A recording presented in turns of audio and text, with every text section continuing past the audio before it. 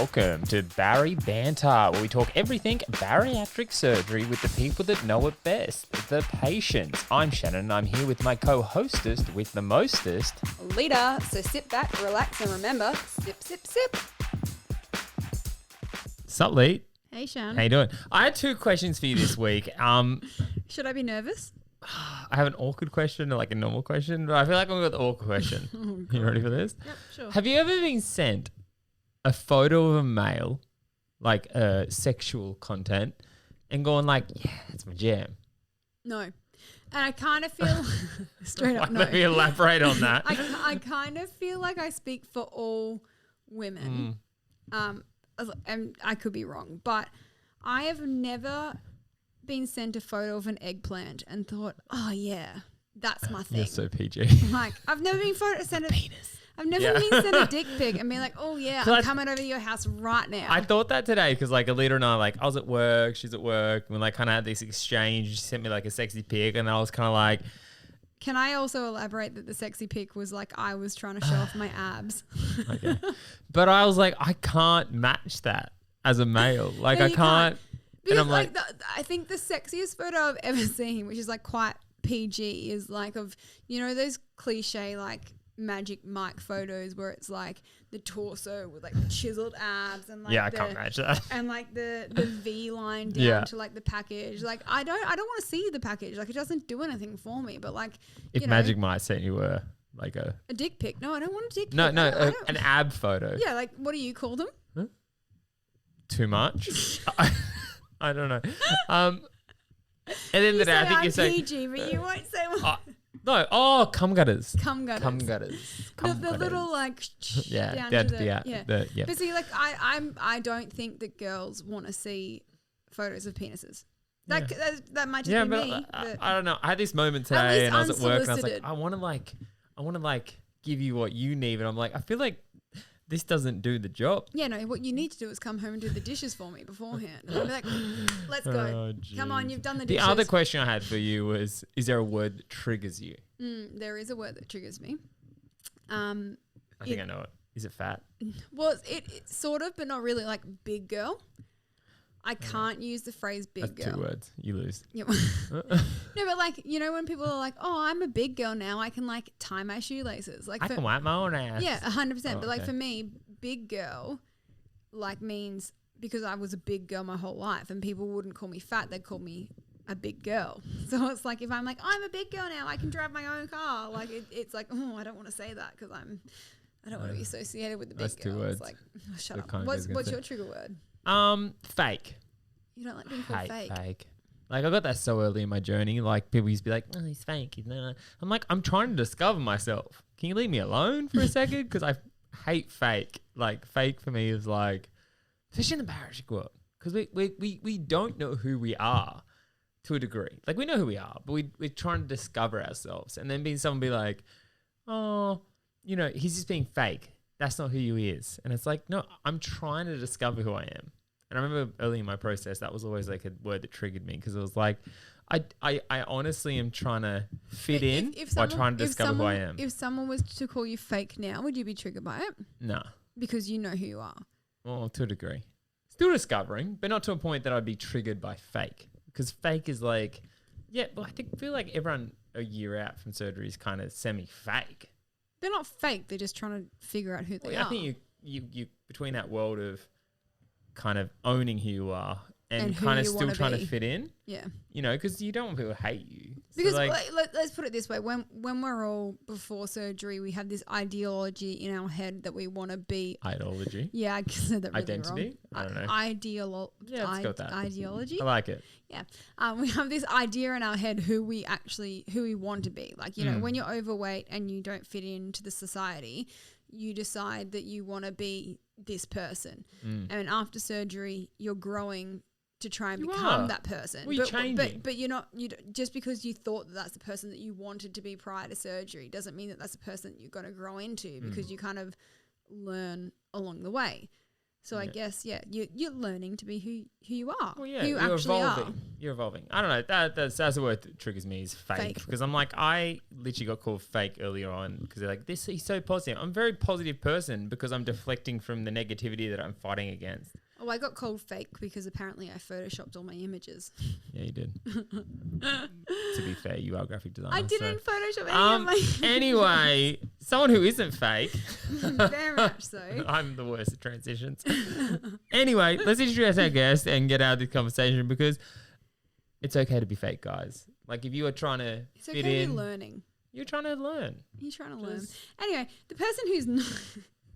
I don't even know where to go with that segue. No, that's fine. Anyway, today's guest, she was sleeved in August of 2020 with a start weight of 110 kilos and a goal to gain control back of her weight that had control over her for many, many years. Here to talk to us about her journey and how much it has changed her life. Please welcome the courageous, focused and fun Jennifer, also known as Inspire First, Love Yourself, on the gram. Is Jenny all right? Is it Jenny or Jennifer? It's Jen. Jen. So we're trying this new thing, hence the reason why we were talking about questions, but we're trying this new thing at the moment about icebreaker questions to sort of lead off the segment so we don't just get straight into your journey. And this week's question was actually asked by one of our Patreon members, Barb. She wants to know, what reality TV show would you be on if given the chance? That's a good one. My guilty pleasure reality TV show is Real Housewives of whatever. So I would love to be on that. I love the fact that they're just so crazy and out there and dramatic for the sake of being dramatic. And it's so far from my life. I just think it would be an absolute cracker. That would be fun. It would be so much fun. Yeah. So Housewives of whatever. So like meaning Oh, there's so many different series of it. Oh, Yes. okay. So Yeah. like that's It not a could thing, be- though? Is that a thing? Yeah. Yeah, so there's like the Housewives of But is there like a- Melbourne, and there's the Housewives of I would like, actually watch the Florida Housewives of and- whatever. Of whatever. Yeah. Is that So okay, I'll be it's the not a thing. Housewives of Adelaide. Okay. Yeah. Oh, I kind of get that. What would you be, Shan? I don't know. I feel like Big Brother or something, like somewhere like you kind of the Block. It'd be the Block. Well, we've tried out for the Block a few times. And we have. That's kind of what brought this question across. Like, because Lita mentioned me, and like I've tried out for a few episodes. Like I've tried out for Big Brother, the Block. We've done it three times we've done now. as a friendship a couple As of a times. friendship, never done a relationship. We should do that. Amazing Race. We tried. See, I've always, up until legit today, I've always wanted to go on the Block or Big Brother. But after watching Is It Cake, I kind of want to go on Is It Cake. Oh my god, that's like the worst place for a bariatric patient to be. Really is, but I love the show. But Jen, I want to lead off. Like, Alita has a question here, but I want to understand. Like, so you've got a few like inspiration things that you've kind of working on, like with who you are. Can we talk about that? Like, so like, what is it that you have in the process, and what is it about? Yeah. So with my journey, I found that there was such a massive transformation. So obviously with surgery, it's a tool. We have, stomach surgery, but we don't have brain surgery.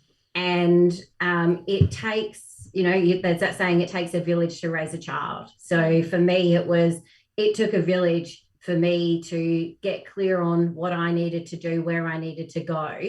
And along my journey, I felt like there wasn't one central place where I could get that information, so I was searching for lots of different places on YouTube and podcasts and all that type of stuff. And I kind of feel like there's a gap in Australia overall around the psychological journey and the transformational mindset that any bariatric patient has to go through to actually be successful. Because if it is that people still want to make bad food choices, not change their daily habits, not put themselves first, not have that belief that they're enough, and go back to how they were living their lives pre-surgery, I think that is probably the number one reason why weight regain can happen. For me, working your mind is your biggest muscle, and it's a muscle that you need to rely on every single day. But continue. I have big thighs. But we continue. You're right. So for me, I want to kind of get my journey out there, not for the sake of getting my journey out there, but to help others on their journey. So they go in fully prepared, fully informed, understand what they need to set themselves up for success, and know that done is better than perfect. That's kind of been my motto throughout my journey. Okay. Really has been.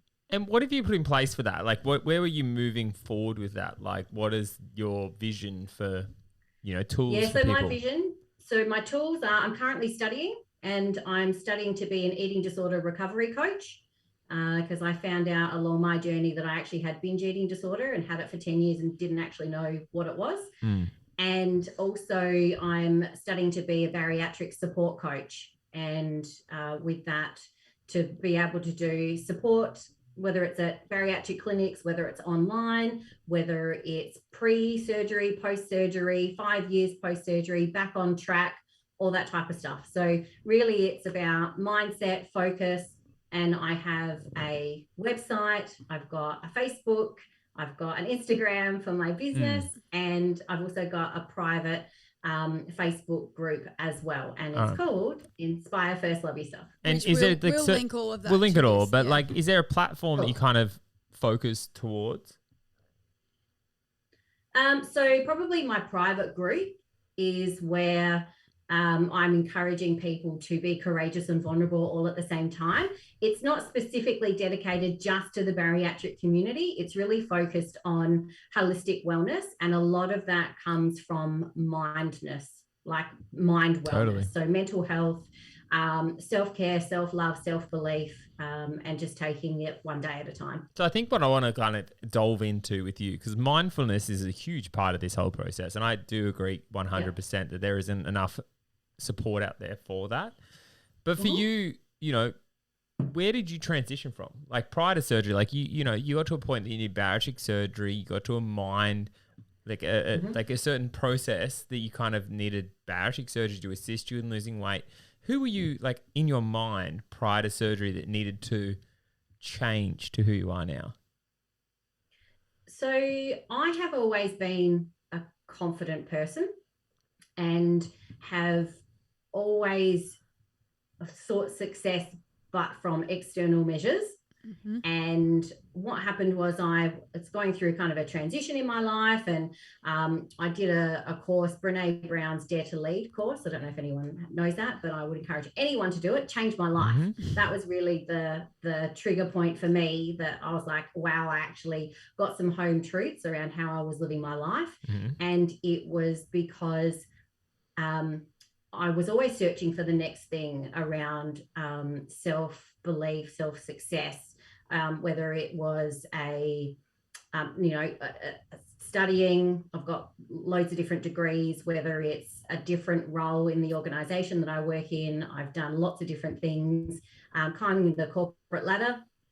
And that was, for me, it was my aha moment to go, I'm reaching out for external justification that I'm actually enough, when I deep-seated within myself actually didn't truly believe that for me at my core. So for me, that was a real, oh my God moment.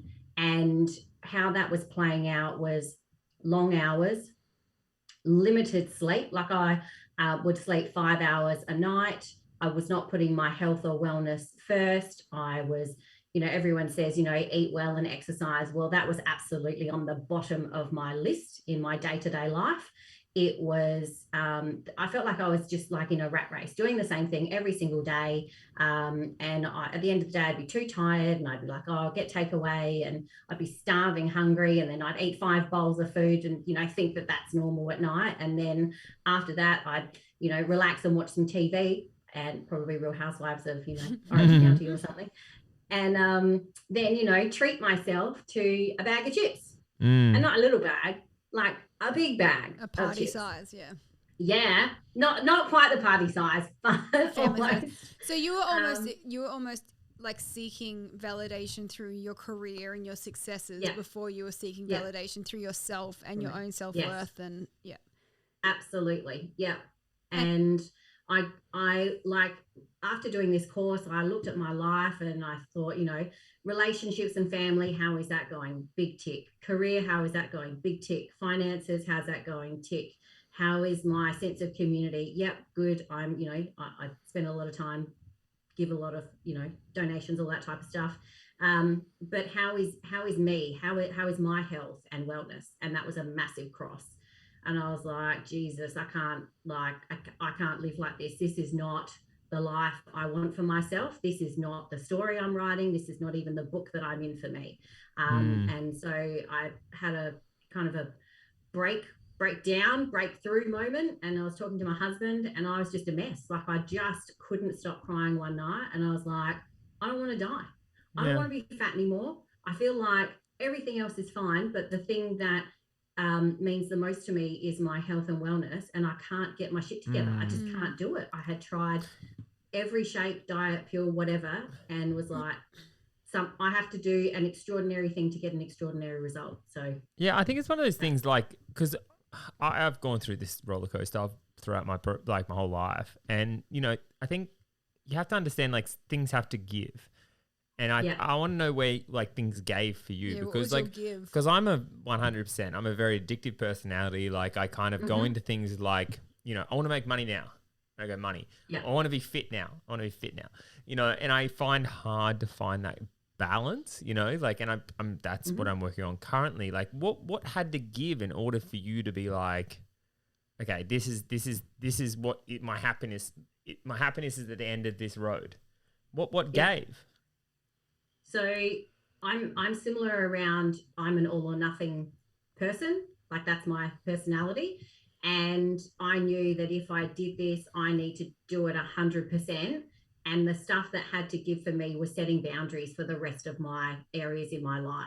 So it was setting boundaries with my work. It was setting boundaries with my study. It was setting boundaries with my family and my friends, learning to say no more than I said yes. And actually putting myself as the number one priority, which was very uncomfortable and something that I had never done in my life before. And so that was a massive, massive journey. Did you do that prior to surgery, or did you do that after surgery, like putting yourself first? I started doing it prior, but it wasn't like a year before. It was probably a couple of months before surgery. So, because anybody who's listened to this podcast since like day dot, that's one thing that I struggled with a lot, like learning to say no and learning to put myself first, because I'm the biggest person that if someone says, oh, will you come and wipe my ass for me? I'll be like, yeah, sure.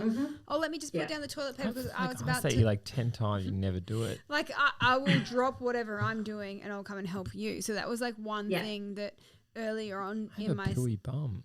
I'm not going to wipe your ass, Shannon. It's just not going to happen. But like that was one thing that like I had to learn very early on and get okay with. And like if you listen to the early podcasts, that was something that like every week you'd be like, what have you done? And I was like, I said no this week. Like I said no to something that I didn't want to do, or I'm dealing with the fact that I said no to something that I should have said. And that's like almost an accomplishment that like you said no. And that because it was for you, definitely. That's like the thing that I'm living by this year, because everyone who's been following along for like a year or so knows that I don't do. Now she's really good at saying no.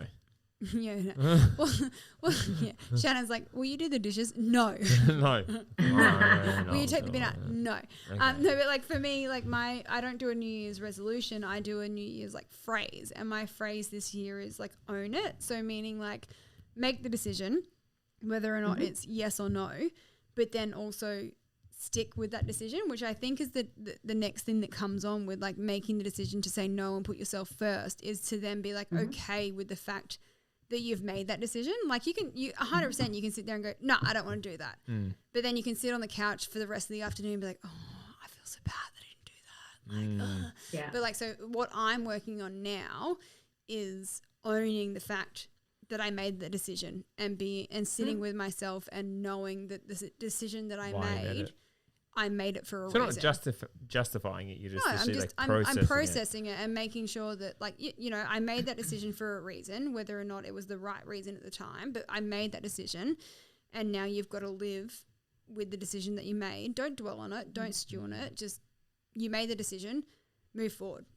Whether or not it was the right decision or the wrong decision at the time, just get on with it. Yeah. I want to know further with you, Jen, Leader's written some beautiful questions and I'm like straying way away from them because I want to delve into your mind a little bit because I know where I was when I had surgery and I know where I am now. And it's certain things that happened throughout that has created who I am now. You know, the Frankenstein that you look at these days. What, have you gone through, did you, prior to surgery, you started working your mindset and understood that that was the process you needed to do? Or was there did you have any, because I know I've been this is the angle. No, that's not the angle. No, this is the angle. No, this is the angle. You know, and have you had that process? Have you had that process of kind of going, I'm going to head this way because I feel like it's the right, and then kind of assessing who you are and then moving in a different direction? I understand your question, and with my answer, doesn't make sense. No, it does make sense. I understand it. I really haven't gone through that mental struggle.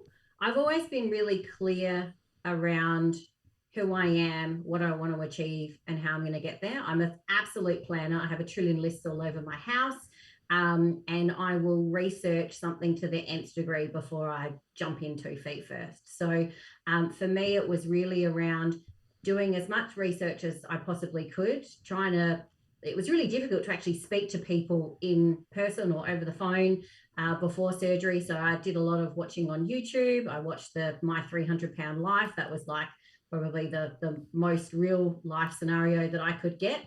And then it was, all right, what is it that I need to do to support me? So, I got whiteboards and I put heaps of positive quotes, no drama, focus on what matters. Done is better than perfect, set boundaries, it's okay to say no, just so I could have that positive affirmation in my safe space, and that whenever people were coming over to my house, they were also part of that journey with me as well. And I guess probably the really positive thing that helped me was I engaged my friends and family early on. Wow. And with my journey. So my journey was quick. So from making the call from my first appointment to surgery, it was only 6 weeks. And how did your friends and family react to it? Were they receptive or did they have their sort of hesitations? Yeah, very receptive. They were like, wow, that's awesome. You must have done your research if you're going to do this. That's pretty drastic. So we know that you've tried everything, and literally I have tried everything. Yep.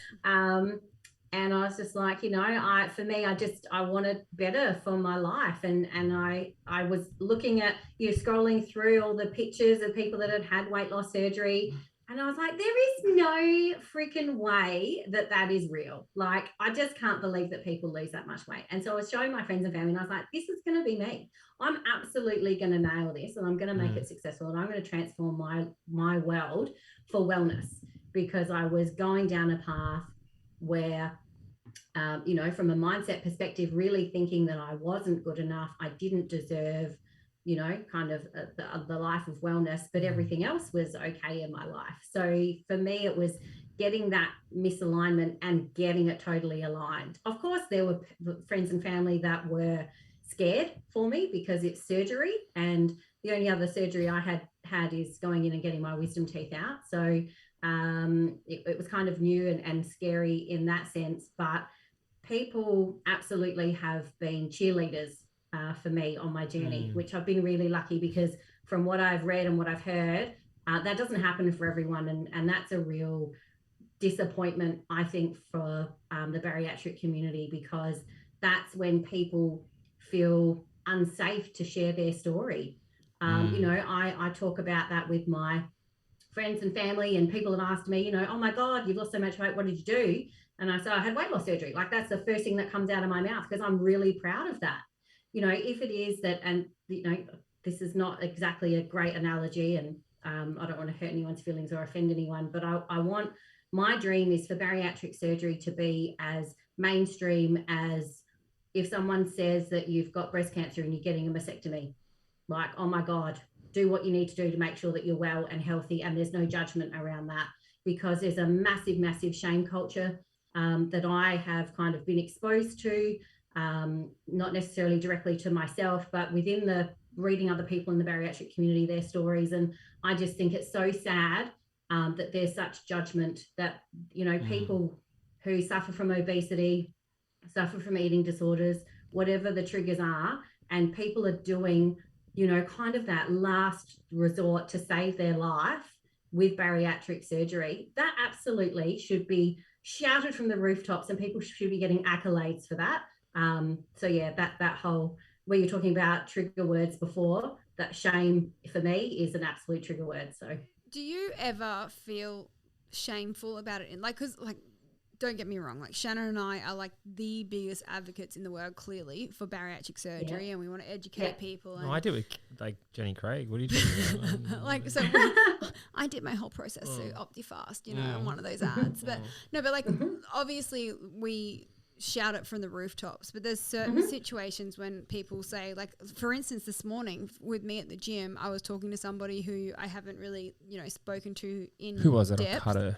No, she was amazing. She helped me get through 90 burpees, but I was talking, it was ridiculous. I was talking to some girl at the gym this morning, and I come to the gym 3 times a week, and people just don't know my backstory. And so I got chatting to her afterwards, and I was like, after losing, 60 kilos, I now don't hate burpees. And she's like, what? Wow, how did you lose 60 kilos? And I automatically, I want to scream it from the rooftops. But when I'm in a CrossFit environment and these people have dedicated their life to working out and eating healthy, I don't have shame, but I kind of feel a little bit of how are you going to respond to what I say now? You know what I mean? And my very first thing is I've had bariatric surgery, and I've now, embraced the lifestyle afterwards. And everybody, after I say it that way, everybody's very receptive to it. And they're like, oh, wow, I know somebody who's had it, and blah, you know what I mean? But I get this hesitation. Do you use that as a handicap or a ego stroke? Because for me, whenever someone's like, oh, what you do is incredible, when I do a lot of physical stuff, I'm like, yeah, but I had bariatric surgery. Is it an ego stroke, or is it a handicap of even if I don't excel, man, I used to 200 kilos, No, but I use stroke my ego, this guy's fit his whole life, and I he beat me by 30 seconds. I think I use it in the opposite as what you do, because for me, on Friday. Is it not a handicap? I deadlift. Soften the blow. I used to be bigger. So don't hurt me on Friday I deadlifted 65 kilos, which was a PB awesome. for me. And so I was chatting to this girl this morning, and I was like, oh, I lifted 65 kilos, blah blah blah, and I was coming, and she's like, oh my god, that's amazing. And I was like, oh, compared to some of the other people in this gym, it's nothing. And then she's like, no, but it's all relative. And I was like, oh, well, considering I used to be 130 kilos and I can now do I can now do burpees, and that's kind of a handicap. It kind of is, I guess. Kind of an ego stroke. And then I guess so, but then kind of all the above. So I guess I'm kind of looking for the ego stroke, but then I'm also kind of not looking for the whole sympathy card or the whole judgment card. You kind of want an exemption. Nothing wrong with that. At the end of the day, you've done incredible, and you need to be appreciated for that. But it's funny how we have this whole I can't quite do what you do, but I kind of started back there. Yeah, but you're here. But the thing is that she's had 4 kids, and she's, you know what I mean? It doesn't matter what you think your handicap is. Somebody else has got a handicap that is exactly she brought all 4 of her kids into the gym today. Wow, I've had no kids. That's an effort. That's a trooper. What a trooper. That in itself is. But have you ever? Do you feel shame around? Do you ever feel hesitation? Do you ever feel shame? Do you ever feel you need to justify your decision? Is what that whole story was about. Not 1 second. At all. You don't ever Not feel when someone goes, hey, you lost 50 kilos. How did you lose it? Do you not ever go I want to say fitness and healthy eating, but it's bariatric surgery? No. There's bariatric I'm surgery. so proud of the decision that I fundamentally to my core believe that surgery has been the catalyst to change my life and to living well. Without that, I would have been on the diet rodeo, the 2 weeks awesome, and then off, and then binge. And for me, it absolutely was what I needed to go and make those changes from a mindset perspective, but also daily habits.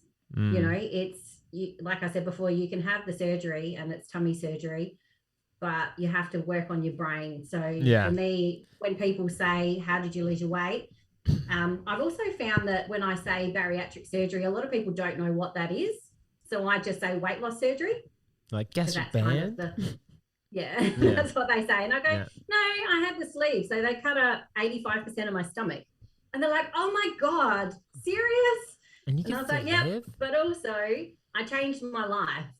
So you know, it's yes, I had the surgery, but the focus is what I've done after the surgery. So I guess that's my question. So you say I've had weight loss surgery, but then what's your, but I've also, because that's what I do. Like at the gym, I say I had weight loss surgery, but I also took up running. I became a triathlete. I'm now at the gym doing CrossFit. Like weight loss surgery was the start of it, but I've continued doing this. What is your but you're also? So I guess it's not a but I also, because it's not a justification. Yep. It's like I don't feel like I'm justifying my decision to anyone that I speak to. So for me, it is about, yep, I had weight loss surgery and I've changed my life through daily habits. And then if it is that people want to know more about what that is. So what are those daily habits? Yeah, so it's sleeping 7 to 8 hours a day. It's drinking 2 liters of water. It's having my vitamins. It's moving my body 30 minutes and having great nutrition. It's not rocket science, but it's stuff that I could never do before. You never did that? Having the surgery has aided me to do that. You never did that? Like with the prior to surgery, like, you know, sleeping and stuff was a back priority to you? I would sleep 4 to 5 hours a night for 10 years. Did you used to exercise prior to surgery? No, I hated exercise. Hated it. How do you feel about exercise now? I love it. I love it how it makes me feel.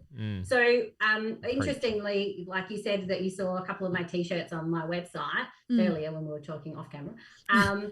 And I made those because I needed to get my ass into gear and be motivated to actually get out and pound the pavement. Like I needed something that was inspirational for me to go, I need to put myself first. Like little sayings like consistency is key. I'm not here to be average. Done is better than perfect. You know, stuff like that. And it's pink because pink's my favorite color, and that, you know, it made me feel bright and happy when I couldn't be bothered and didn't want to. And it was part of my journey around putting myself first. So that's how that kind of came to be. Yeah. Someone asked me this week, and like, it was a really interesting question because like, you had to ask me a year out from surgery this same question. I would have answered it differently. And it was like, you know, how do you find motivation? And like a year out from surgery, I'd be like, oh, you know, because I was in the peak of like weight loss. I want to lose weight. You know, like I'm gonna be faster, like the best and da da da. And now it's like literally a big driving factor is like I just don't want to get fat again. Like I was literally like, so a lot of the times I'll go for a run, and because it's like I do it because I know it makes me feel good, but it also kind of calculate towards an end result. You know, where you kind of calorie deficit, and I know people hate that word, but like, you know, things change. And for me, I'm like, what my priorities a year out from surgery, 2 years out from surgery is different what it is now. You know, someone asked me like, you know, how do you stay motivated? I'm like, because I don't want to get fat again.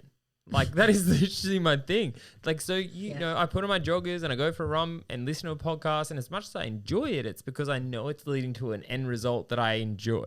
You know, it's like, I don't want to be bigger.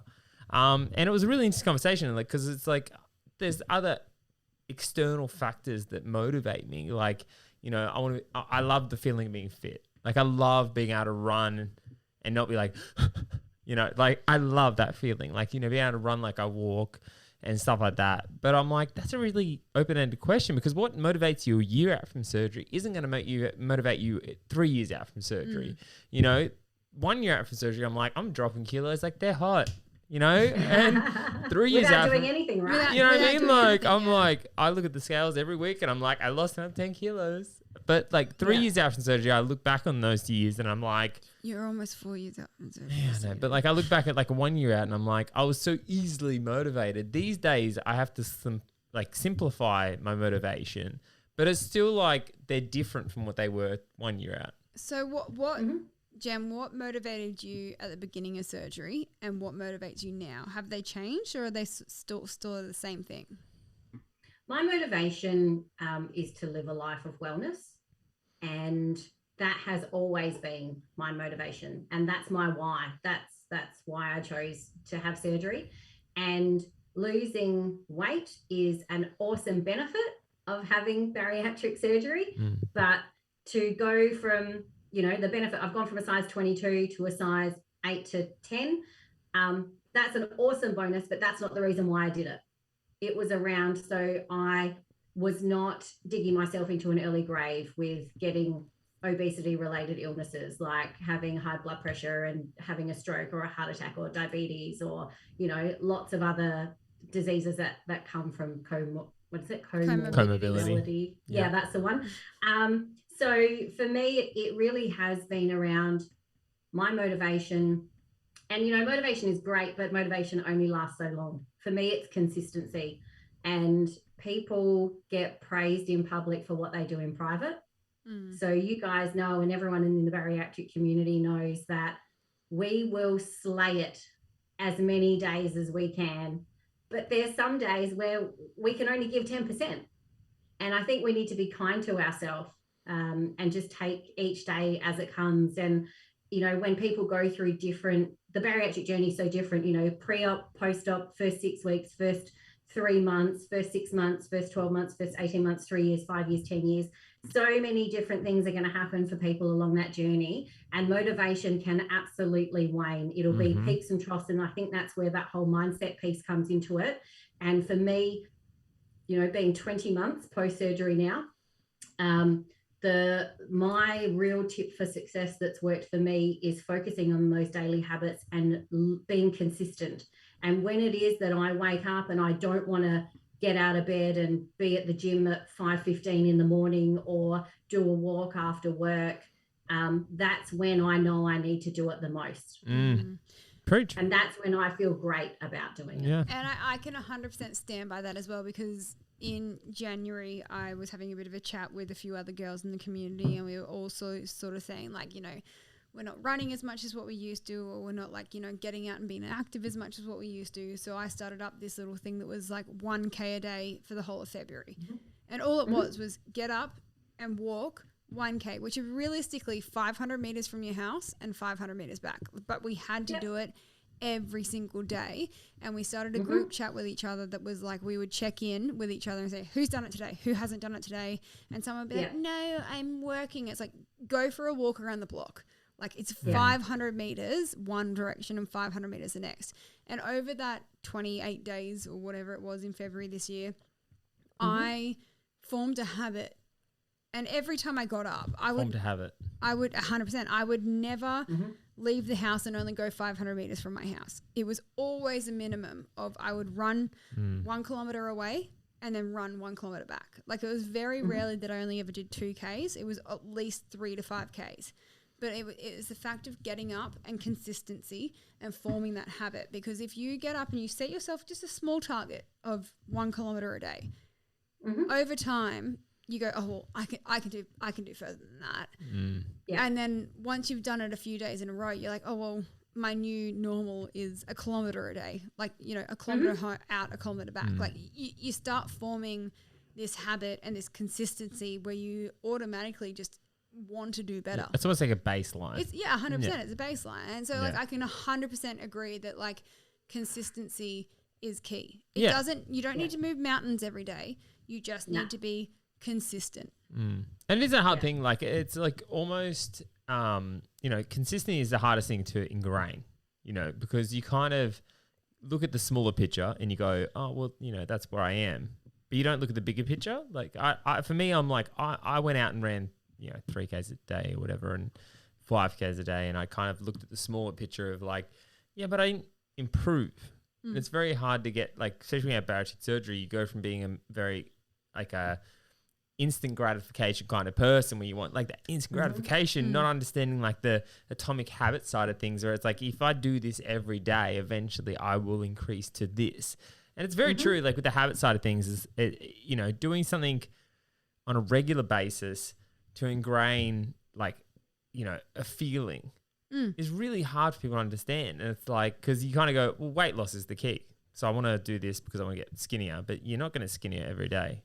But like if you appreciate the small victories each and every day, eventually you'll be like, I appreciate just having that movement within my life. Well, having said that, like back in the day when I was running, 5Ks every day, I would run 5Ks every day and I'd be hitting a PB every day. Like, park run every week, I'd hit a PB and it was amazing. It was great. But then over time, I wasn't hitting PBs every week and I was just running, and then I lost that motivation to run because I wasn't improving anymore. And it was just like, well, what's the point in me going out? No, the point is that you're forming a healthy habit. And I think that's where I had to scale it back to just committing to doing 1K a day. It's not, you don't need to go out there and you need to be the best. You need to be the fastest. You need to be doing better than what you were yesterday. Those days are worth more. Like 100%. The days where you like wake up and you're like, I'm not motivated, and you still do something. That's more than you would have done if you prior. Didn't do anything. You know what I mean? Like, because like I say this constantly, it's like we are the person that gives the best excuses to ourselves. Like we know what our brain needs to hear in order to not do something. Like if I was like, running, and my brain was like, just say this. Yeah, but a perfect example of that is your brain could be like, yeah, but you've run 100 kilometers. So unless you're going to go out and run 100 kilometers today, 101 kilometers. What's the point in running today? Like like you're never going to go out and run 100 kilometers every single day for the next, year. Challenge accepted. You know what I mean? Like you will go out and enjoy your 6K runs, your 10K runs, and be okay with that. That's a hard adjustment to make because like we all go through this process of like one-upping ourselves, like we're only finding motivation through lifting a little bit more or running a little bit further or doing a little bit more, because like we're all like, progress forward, but like sooner or later you need to like accept that like that ain't going to happen forever, brother. You need to eventually just be like, I'm grateful and I feel accomplished through just doing what I do and the feeling it gives me. And that's like for me now, like with podcast runs, I've been doing them every day, and like, people probably are like, he's slowing down a little bit, but like, and that plays in my head, just FYI. But like, I'm looking at it as like, I'm still doing it. I'm still getting out there. I'm enjoying, and it's giving me that feeling within inside myself, and it's, it's helping me not get fat again. And look, if you were training to run a 5K PB, you'd probably drop the podcast run and start focusing on like sprinting and blah. But at the moment, you're beats running per minute runs and at the moment you're running for the fact of getting out and moving. Just your staying body. healthy. Yeah, that is my thing. It's like not getting fat, not getting unhealthy, not feeling like depressed. Like fitness gives me purpose. Like fitness gives me like endorphin release that kind of makes you feel like I'm happy, like I feel good, and it's hard because like some people like look at fitness as weight loss, and I look at it as like it just keeps me sane. Happiness and like I agree. Endorphin release and 100%. Yeah, so like 19 months down the track, like how do your habits look? Like that for me intrigues me, because like you're not someone who comes across like, oh, I'm gonna go run marathons, but like you clearly have ingrained certain habits. So like, marathons. You can keep your marathon. I don't want to borrow that. Yeah. So like I guess like for me, looking at someone who's trying to ingrain like a level for myself, like you've clearly done that. Like what do your habits look like these days? So my non-negotiables, and this is like legit non-negotiables for my wellness, and it comes from the mindset of I deserve the best for myself and I will do whatever it takes to live a life of wellness because I am enough. Like that's my fundamental core. That's my belief that I have, which is that huge transformation because that was not even a thing. So for my habits, my non-negotiables are get between 7 and 8 hours of sleep a night, which means that I set a go to sleep alarm at night so that I have like an hour preparation. I'll have like a nice warm cup of tea or a glass of water or like getting my PJs or something. So I try and have a ritual around that. And for me, it's around, I want to buy a really nice pair of pajamas.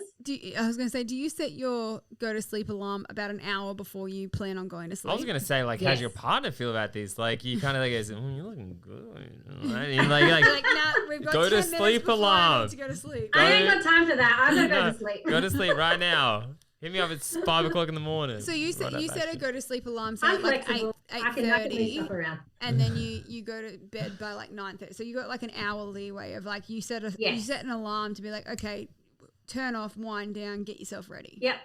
Oh, that's cool. So that's like one of the new boundaries that I had to set for myself.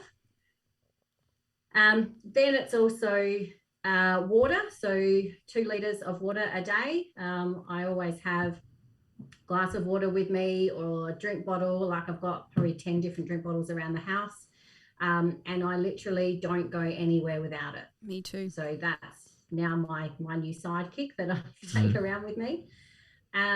Vitamins, I used to have to put a reminder on my phone for when to take my vitamins, but now I just take it after breakfast and after afternoon tea or dinner, if depending on what vitamins do you take? Just FYI. I take the BN chewable. Okay.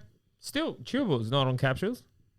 Yeah, no, chewables. I actually quite like them. I just think they taste like vitamin C. I know a lot of people don't like them. They don't like the smell, don't like the taste. For me, I think they're fine. Okay, cool. No, I appreciate it.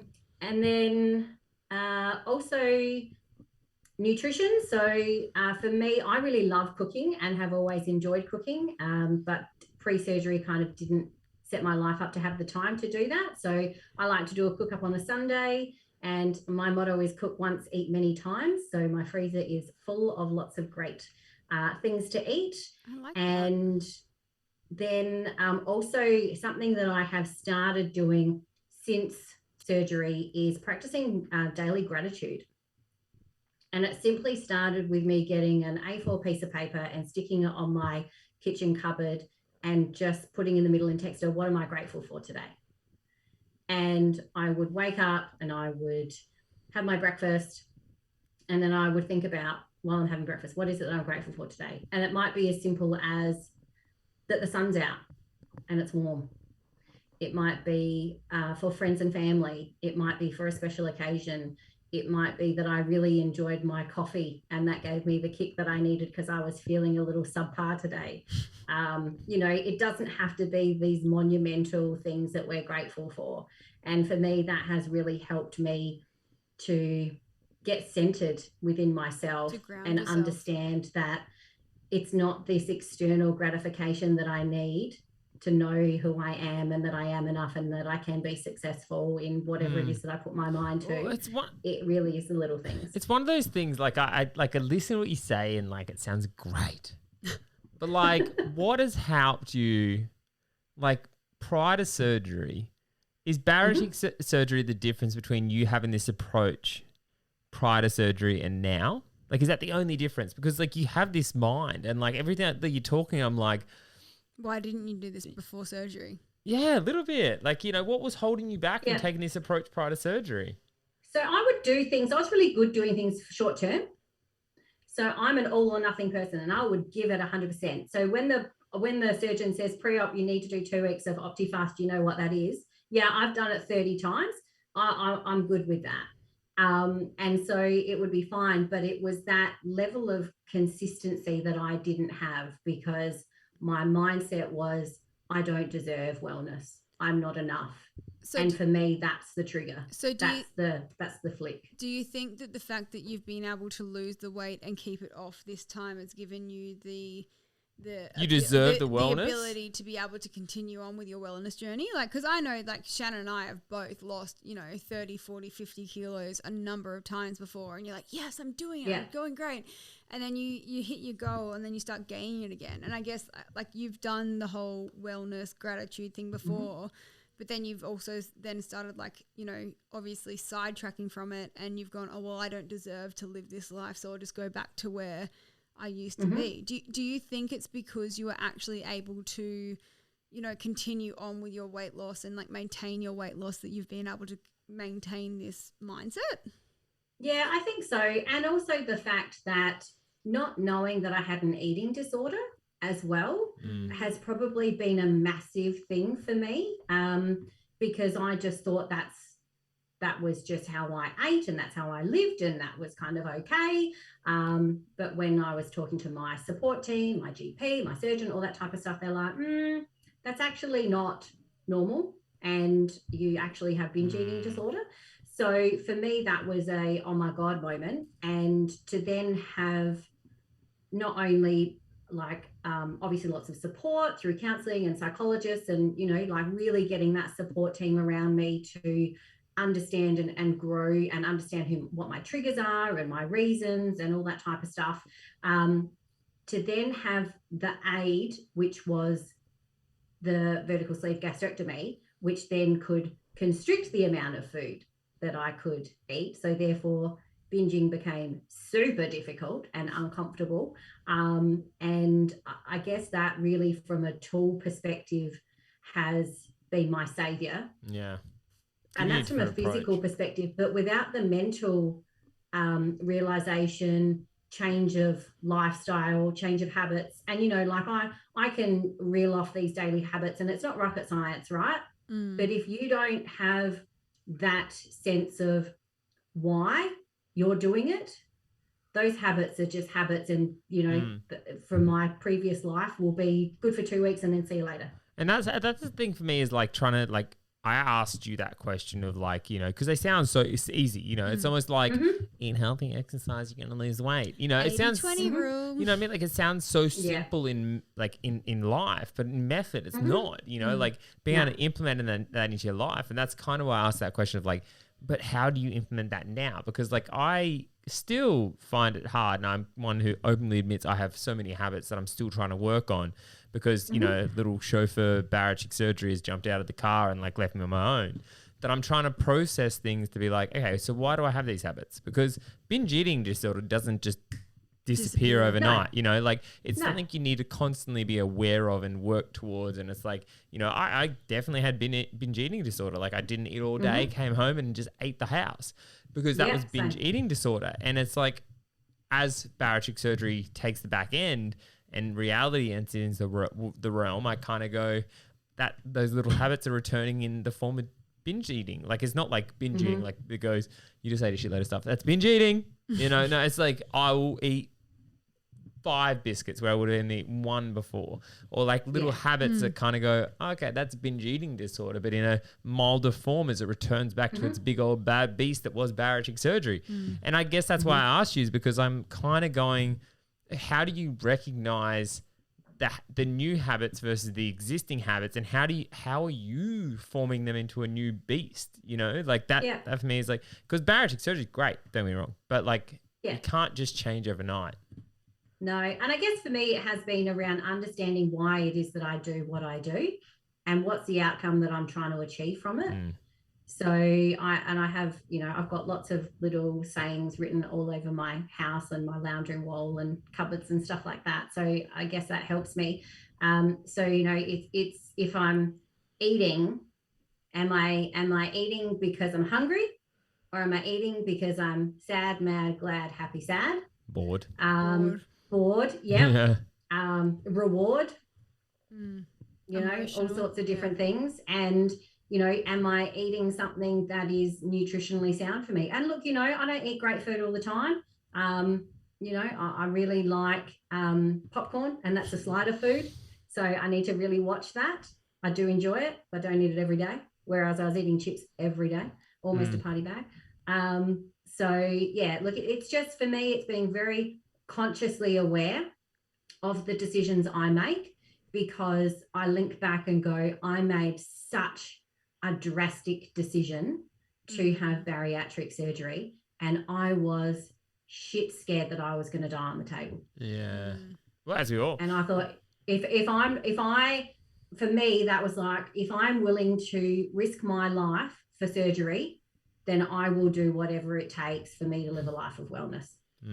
I love your approach towards things because like listening to you, I'm like you're like my good inner voice.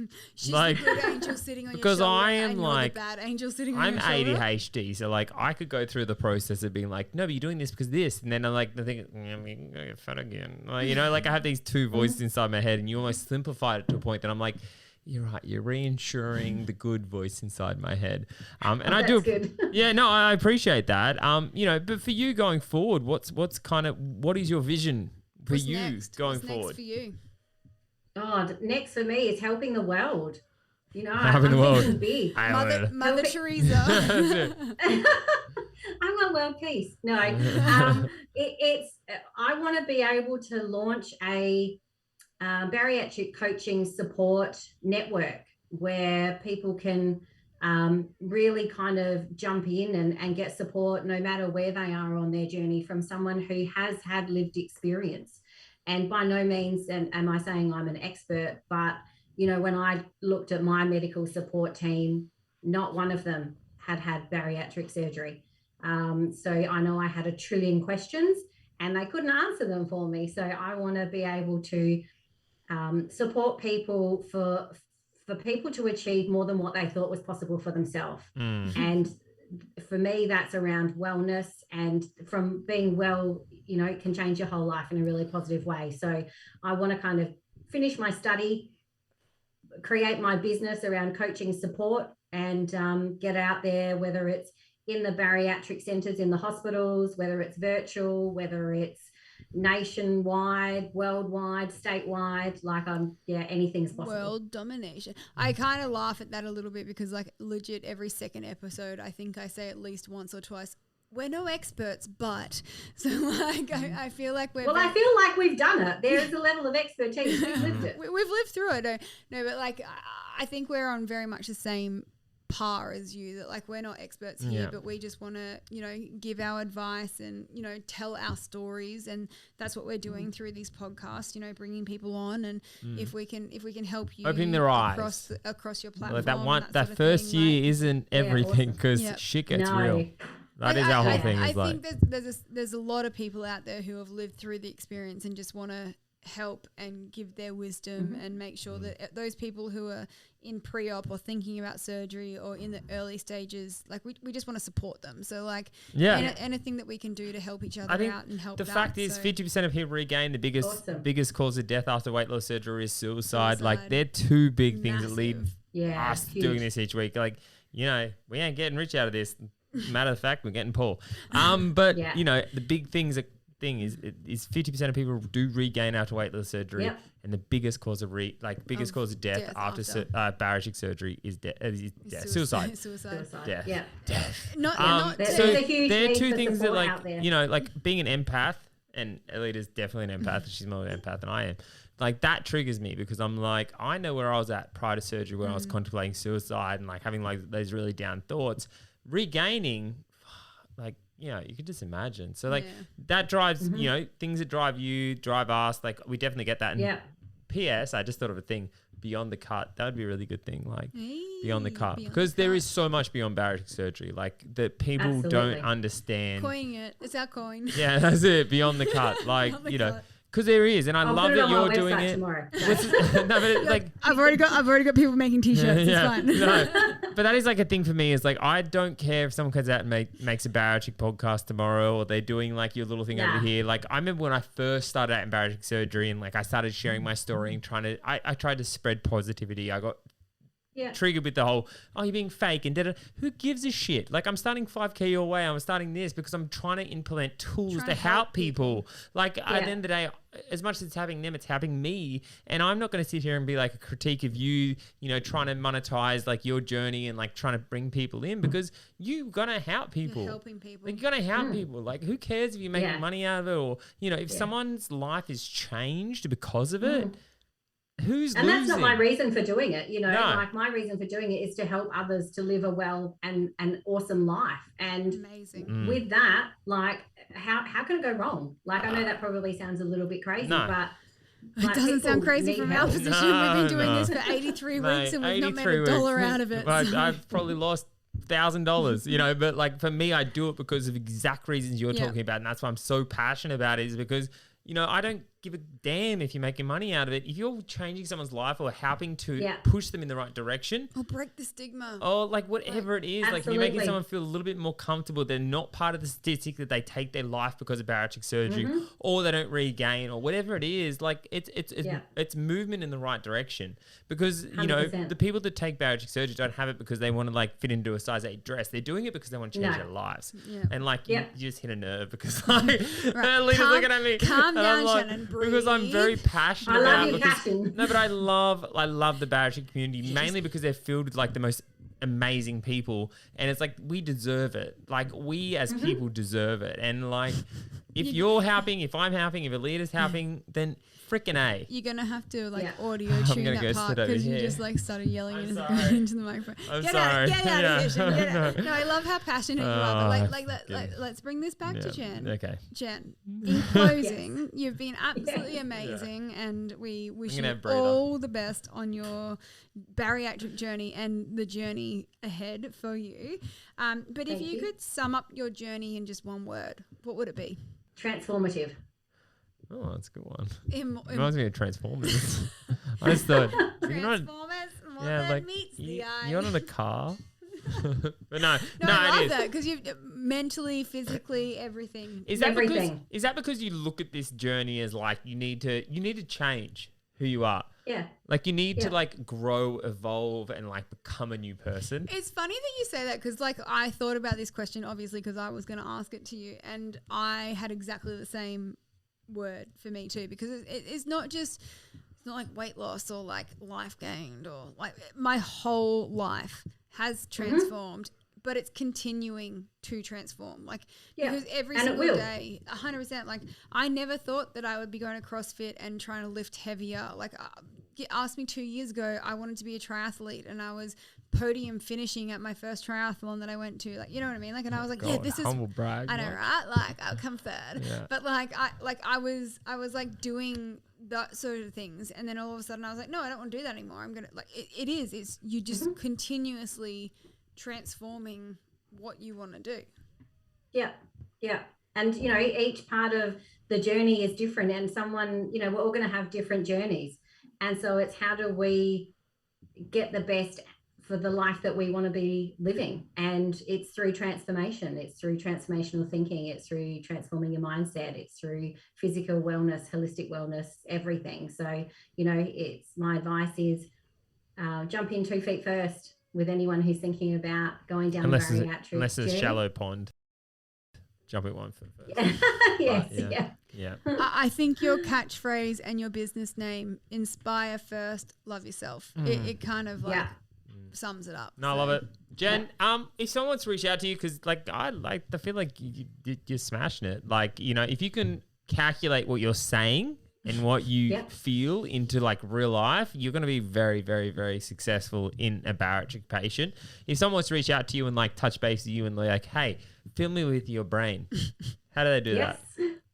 They can do that. They can do that through my socials. I'm pretty sure you're going to be linking them here. Yeah, we'll link them all below. But like, you know, what's your main source of like, I want a hit of you right now?